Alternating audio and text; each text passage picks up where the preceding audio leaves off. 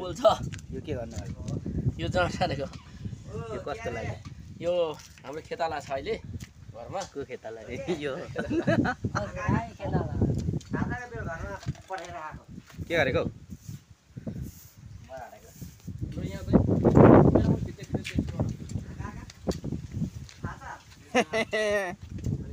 आगो भोलि त यहाँ चाहिँ साथीहरू दमादम गोलीबारी खन्ने कार्यक्रम भइरहेछ यहाँनिर हल्का फुल्का यहाँ खोर्सानी फुलिरहेछ खाइन्छ भन्छ हिजो पर यत्रो बन्धारे राति नि पाठा छेउनेर बसिराखेको नमार्नुलाई जाउ गरेको पिलिले आँखा बल्छ अनि फुत्त उफ्रेर हेर्दा लागे खाइजे भन्छु त 3वटा कुकुर यता पो हाम्रो अविरल मकै छरिरहेछ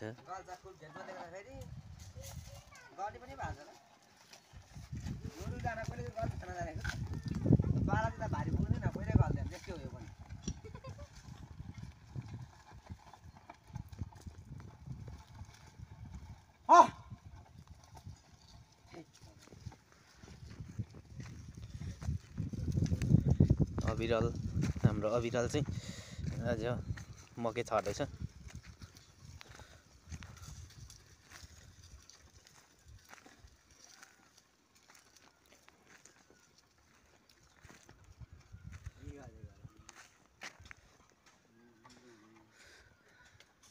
आँपको रुख आँप फलिरहेछ साथीहरू यसपालि चाहिँ प्रशस्त आँपहरू चाहिँ खतरा फलिरहेछ यस्तै टक्कसँगले जीवनमा दामी तालले आँप फलिरहेछ यो तल्लो आँप पनि फलिरहेछ तल्लो हल्का फुल्का यो सिमलको रुख यो आँप थामी नसक्नु फलेको छ यो पल्लो यो पनि थामी नसक्नु माथिल्लो साइडमा फलिरहेछ यो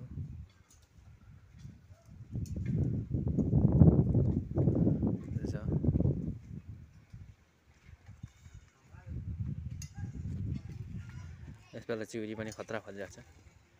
हैन चिउरीको रक्सी खानुपर्छ यसपालि खतरनाक तालले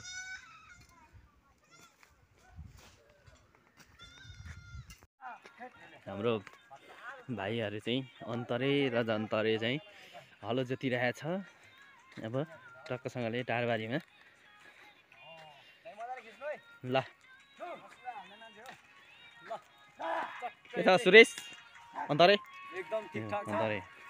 मकै छराइ छ हैन मकै छराइ छ टारबारीमा एकदम हाम्रो यो टारबारी बल्पाको सबैभन्दा ठुलो टारबारी हो यो अरू पनि छ तर भने यो चाहिँ अलिक ठुलो टारबारी अहिले चाहिँ यहाँ हाम्रो काका बस्नु भएको छ काइला काका त्यही भएर सानो भएको छ यो चाहिँ हाम्रो इबसरको घर हो इबसर राजेश एकान्तको घर लगायत धेरैजना छन् साथीहरू हाम्रो मूल घर माथि आँप फलिरहेछ हाम्रो यहाँ सिकारी थान यहाँ साथीहरू हलो जोतिरहेछ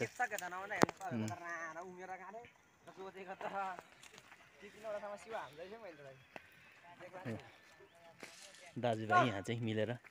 अन्तरे र कान्छा हलो जोतिरहेछ हलो भन्दा पनि यसरी मकै छर्ने टाइम भइरहेको छ हाम्रो चाहिँ अहिले यहाँनिर मकै छर्ने कार्यक्रम छ हाम्रो पनि छरिरहेको छ पर यो आँप यो चाहिँ हाम्रो गाउँको सबैभन्दा ठुलो सिमल हो यो चाहिँ कति वर्ष भइसक्यो यो सिमल यो जस्ताको तस्तै छ यो आँपहरू यसपालि चाहिँ आँपहरू चाहिँ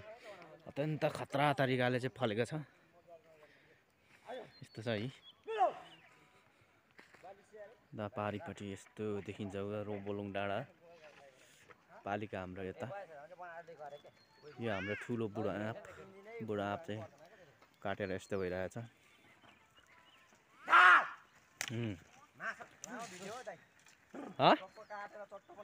ल यो बोल्पा गाउँको होइन हाम्रो बोल्पा गाउँको चाहिँ यो सबभन्दा ठुलो टारबारीमा चाहिँ मकै छराइ हुँदैछ यहाँ अन्तरे र कान्छा जन्तरे र कान्छा हो त जन्तरे र कान्छा यिनीहरू सबै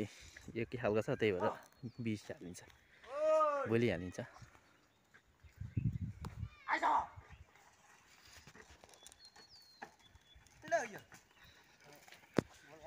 यहाँनिर